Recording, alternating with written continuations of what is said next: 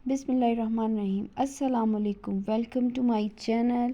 आज आपके लिए लेके आए हैं मिक्स वेजिटेबल अचार, जो कि मिक्स पिकल्स भी आप इसको कह लें। और इसके लिए हमने वेजिटेबल्स ली हैं। सब्ज़ मिर्च है, हमारे पास लेमन है, मूली है, गाजर है और प्याज। तमाम चीज़ों को हमने स्लाइसेस में और मिर्चों में हमने काट लगा लिया। हमारे पास राई दाना, कलवंजी, मेथी दाना और थोड़े से 4-5 लौंग है। सुरख मिर्च है हमारे पास 1 टेबल स्पून ज़ीरा, सौंफ, हमारे पास कुटी हुई लाल मिर्च यानी कि चिली फ्लेक्स, हल्दी है हमारे पास, नमक है और सिरका है। सिरके की अगर आपके पास मीडियम बॉटल है तो पूरी आप इसमें डाल लेंगे।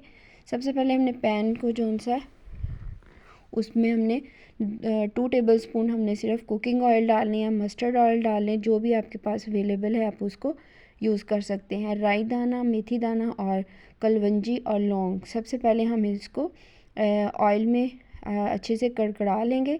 जब इसमें से हल्की सी खुशबू आना शुरू हो जाए तो फिर हमने वेजिटेबल्स वगैरह इसमें ऐड करनी है। ये देखें माशाल्लाह से बहुत ज़बरदस्त खुशबू भी आ रही है। और जब राई दाना थोड़ा सा आपको फ़ील होगा कि जैसे वो कड़कड़ा रहा है तो आप उसमें वेजिटेबल्स ऐड कर दें। सबसे पहले हम मूली, गाजर और प्याज को ऐड करके बस हमने इनको जस्ट सौते करना है ताकि इनका एक्सेस पानी जो उनसा है वो थोड़ा सा ड्राई हो जाए।